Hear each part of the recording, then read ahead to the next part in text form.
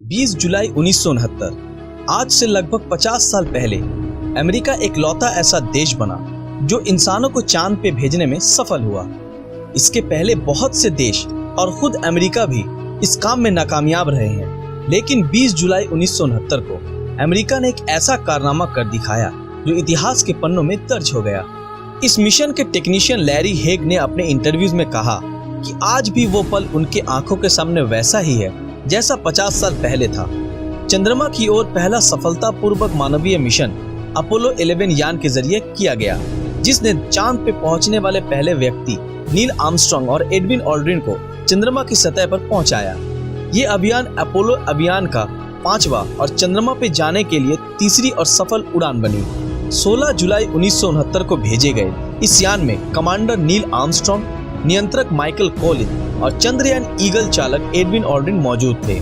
20 जुलाई 1969 Neil Armstrong और Edwin Aldrin चांद पर कदम रखने वाले पहले इंसान बने और उन लोगों ने उस दौर में अमेरिका के राष्ट्रपति निक्सन का इंसानों को चांद पर भेजने का सपना पूरा किया। इस घटना को 20वीं सदी में हुए सबसे बड़ी घटनाओं में से एक माना जाता है। इस प्रक्षेपण को करीब 10 लाख लोगों ने राजमार्ग और प्रक्षेपण केंद्र के करीब समुद्री तटों से देखा और करीब 60 करोड़ से भी ज्यादा लोगों ने इस ऐतिहासिक घटना को टीवी पर देखा। अपोलो 11 अंतरिक्ष यान को सैटर्न 5 रॉकेट की मदद से 16 जुलाई 1969 को सुबह के 9:32 पर केनेडी स्पेस स्टेशन से भेजा गया था।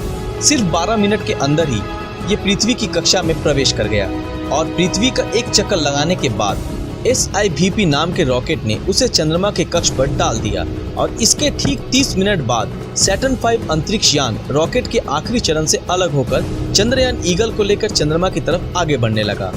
19 जुलाई अपोलो 11 चंद्रमा के पीछे वाले हिस्से पे पहुंचा और अपने रॉकेट की सहायता से चंद्रमा की कक्ष में पहुंच गया। चंद्रयान के उतरने के लिए सी ऑफ ट्रैंक्विलिटी को चुना गया क्योंकि ये जगह समतल थी।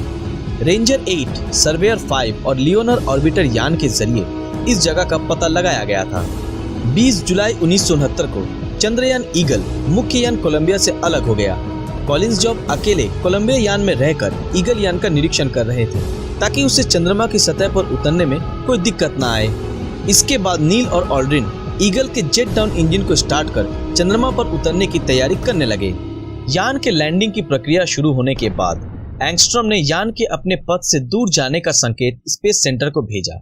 ईगल अपने निर्धारित समय से 4 सेकंड आगे चल रहा था। इसका मतलब ये था कि वे चुने गए जगह से मीलों दूर उतर सकते हैं।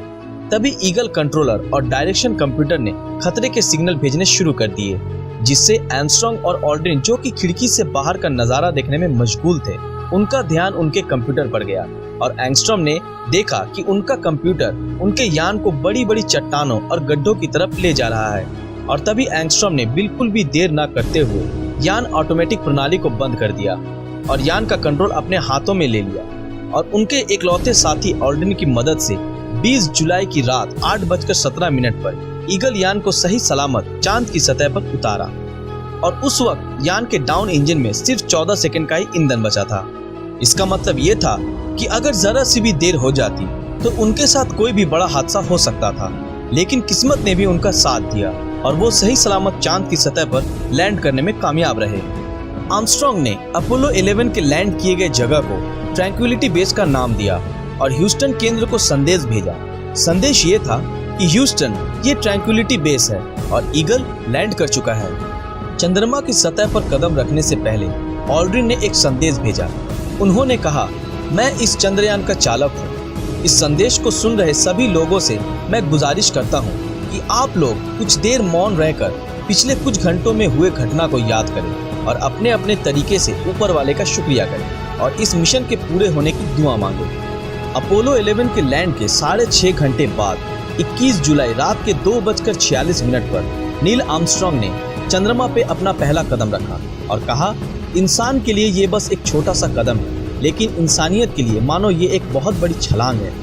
अगले 2.5 घंटों तक आर्मस्ट्रांग और ऑल्ड्रिन मिलकर तस्वीरें लेने, नमूने जमा करने और पत्थर जमा करने में लगाए। इसके बाद दोनों ने मिलकर early Apollo scientific experiment package की स्थापना की और अमेरिकी झंडा लहराने की तैयारी में जुट गए और इस काम के लिए उन्हें 2 घंटों से भी ज्यादा का समय लगा। इसके बाद तकनीकी बाधाओं और खराब मौसम के बावजूद चांद की सतह से टीवी पर सीधा प्रसारण शुरू हो गया, जो कि ब्लैक एंड व्हाइट था और जिसे लगभग 60 करोड़ से भी ज्यादा लोगों ने देखा। आर्मस्ट्रांग ने उनके ईगल यान की कुछ तस्वीरें भी ली, जिससे चंद्रमा की सतह पर उतरने के बाद के हालातों की जांच हो सके।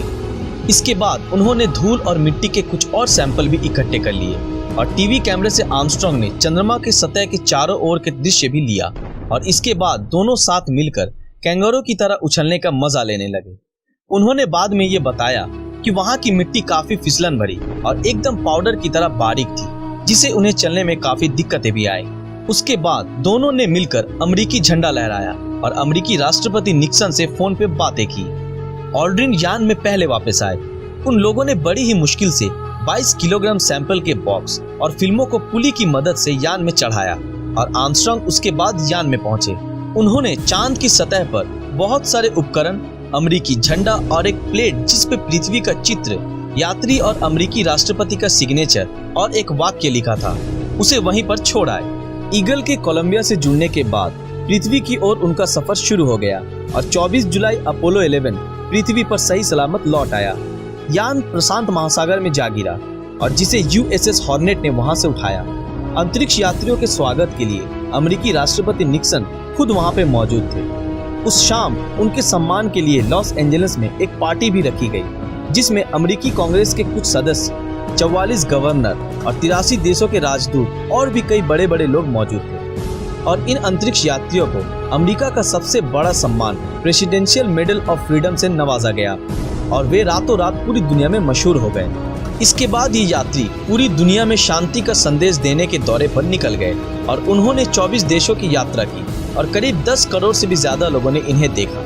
इनका नाम इतिहास के पन्नों पर स्वर्ण अक्षरों में लिखा जाएगा और हम उम्मीद करते हैं कि जब तक ये दुनिया कायम है, इनका ये कारनामा पूरी दुनिया याद रखेगी। आज के लिए बस इतना ही। आज का ये वीडियो आप लोगों को कैसा लगा, हमें कमेंट में जरूर बताएं। अगर ये वीडियो आप लोगों को अच्छा लगा तो इस वीडियो को लाइक और अपने दोस्तों के साथ शेयर जरूर करें।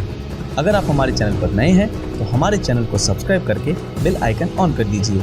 तो मिलते हैं आपके साथ अगले वीडियो में और हमेशा की तरह थैंक्स फॉर वॉचिंग।